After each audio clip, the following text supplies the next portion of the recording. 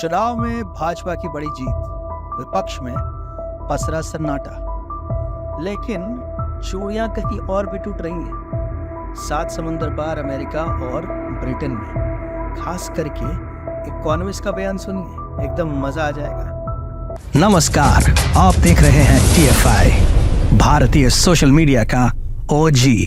यह रविवार भारतीय राजनीति में, विशेष रूप से भारतीय जनता पार्टी के लिए एक बड़ा दिन था। उन्होंने 3 राज्यों अर्थात मध्य प्रदेश, छत्तीसगढ़ और राजस्थान में कांग्रेस की जड़ें खोद डाली। इन राज्यों में नवंबर में चुनाव हुए थे।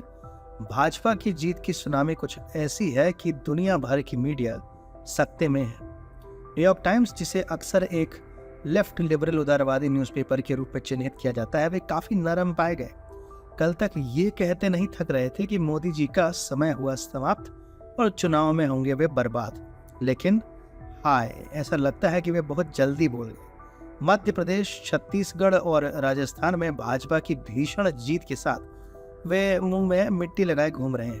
NYT को मानना पड़ा कि कांग्रेस बर्बाद हो चुकी है। उनकी एक एनालिस्ट आरती जरात ने तो यहाँ तक कह दिया कि 2024 में मोदी ही मोदी होने वाला है।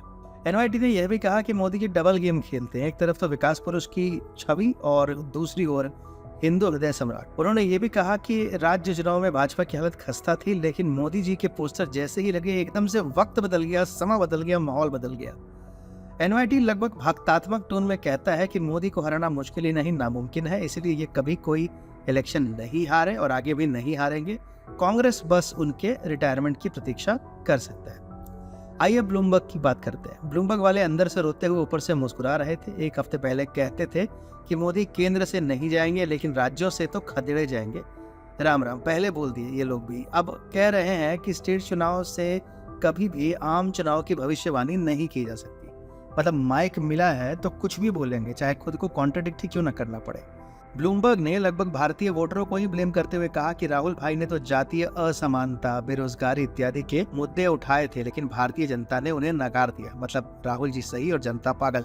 एक पड़ा ना गुद्दी पे तो ब्लूम अलग गिरेगा और बर्ग अलग। जिस पार्टी ने देश को केवल जाति पाति में बांटा और 60 साल तक अकंटक राज्य भोग कर भी जॉब्स नहीं दे पाई, तो ये सब बोल भी कैसे सकती है। रॉयटर्स सदैव सीधी सपाट बातें बोलता है और इस बार भी कुछ ऐसा ही हुआ। उन्होंने कहा कि प्रधानमंत्री मोदी अयोध्य हैं और इन चुनावों से यदि कोई निष्कर्ष निकलता है तो वह ये कि 2024 में मोदी रथ कोई नहीं रोक सकता। उन्होंने विपक्षी एकता के बारे में कहने को तो 28 पार्टियों का इंडिया अलायंस नामक गठजोड़ है, लेकिन स्टेट में सब कांग्रेस को छोड़कर भाग लिए और भाजपा ने कांग्रेस को आसानी से हरा दिया। AFP, एक और प्रमुख फॉरेन मीडिया, उसने कहा कि इस प्रचंड जीत से भाजपा की हिम्मत और बढ़ेगी और मोदी का मार्ग प्रशस्त होगा। राहुल गांधी के विषय में उन्होंने कहा कि 53 साल के राहुल गांधी मोदी के सामने तो पस्त ही दिखते हैं। अगर सबसे अधिक आग किसी को लगी है तो वो है इकोनॉमिस्ट। मोदी जी से जन्मजात वैर रखने वाली ये ब्रिटिश पब्लिकेशन चुनावों से पहले मोदी जी के विनाश की भविष्यवाणी कर रही थी।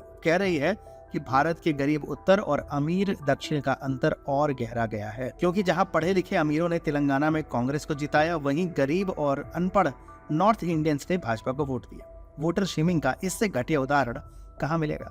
इकोनॉमिस्ट ने कहा कि तेलंगाना का हाथ से निकल जाना मोदी के लिए बड़ी हार। निकल जाना, पर तेलंगाना था ही कब हाथ में भाई। इकोनॉमिस्ट की कुंठा ठीक ही है, हार गए तो गरीब अनपढ़, अगर जीत जाते तो so beautiful, so elegant, just looking like a wow north Indians हो जाते।